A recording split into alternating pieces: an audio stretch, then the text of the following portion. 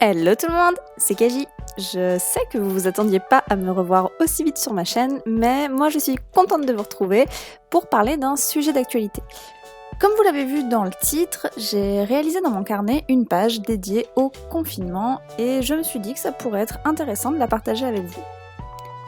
Pour ma part, mon travail me permet de continuer à travailler pleinement depuis chez moi, mais qu'on puisse ou non continuer à travailler ou à étudier en ce moment, je pense que ça peut être l'occasion de prendre à bras le corps des projets qu'on n'a pas toujours le temps d'avancer, ou d'en faire une page vers laquelle on puisse puiser des choses à faire quand on commence à avoir l'impression de tourner en rond chez soi. En tout cas, moi c'est comme ça que je l'ai pensé, alors j'espère que ça pourra vous aider. Du coup on attaque avec le matériel. Donc j'ai mon carnet, j'ai ma palette d'aquarelle, mais vous allez voir que c'est très optionnel. Et j'ai donc un feutre de différentes couleurs. Et en fait, chaque couleur va être utilisée pour définir une thématique sur laquelle je souhaite avancer. Un projet sur lequel j'ai des tâches à faire et que je souhaite avancer. Petite parenthèse, ces feutres-là sont vraiment trop géniaux, ils m'ont été offerts par Bougeot Chloé, et sa chaîne est vraiment trop géniale et cette fille est vraiment trop gentille et du coup je vous mets le lien de sa chaîne dans le petit en haut à droite et je vous invite à aller regarder. Et enfin, on termine avec des feutres de différentes épaisseurs pour faire des traits plus ou moins épais.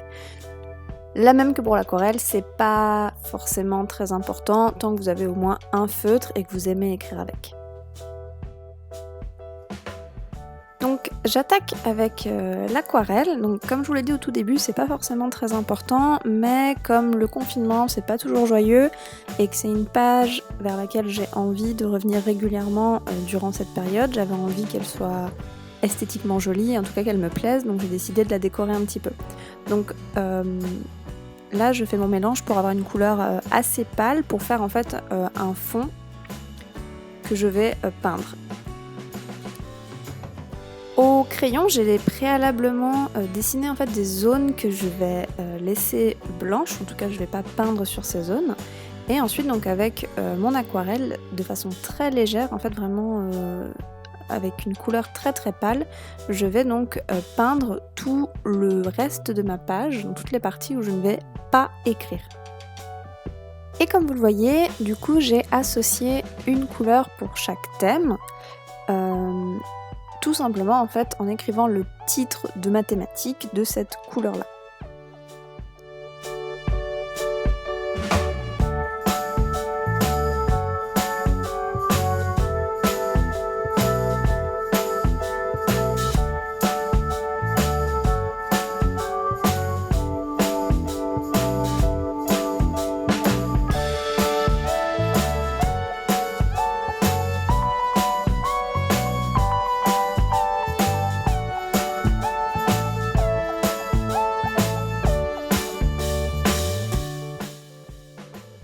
Et là vous pouvez voir que je trace mes encadrés de façon très simple à main levée.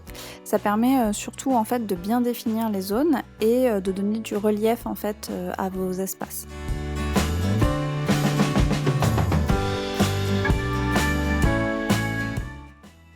Donc sur la partie droite de ma double page, en fait j'ai tout laissé blanc et donc je vais inscrire en fait un petit calendrier. Et donc la particularité de ce calendrier, c'est que le jour où je vais effectuer une tâche, je colorierai en fait ce jour de la couleur de la thématique. Et du coup ça me permettra d'avoir un endroit où je vois que j'avance, que je fais des choses et que je suis pas juste affalée dans mon canapé pendant toute la durée du confinement.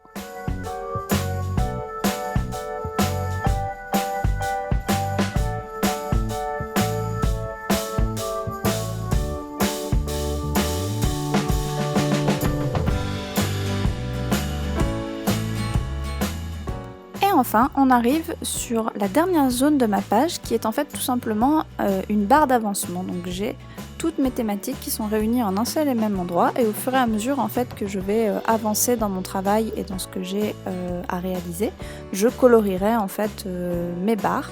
Je trouve que c'est quelque chose d'assez motivant de voir où on avance et aussi de voir où on n'avance pas pour éventuellement se motiver à progresser sur cette thématique-là, peut-être qu'on avait laissé de côté. Et voilà, Cette vidéo est à présent terminée. N'hésitez pas à me dire si elle vous a été utile et comment vous faites pour occuper votre temps en ce moment. En attendant, je vous fais d'énormes bisous et je vous dis à très vite dans un prochain nouveau type de vidéo.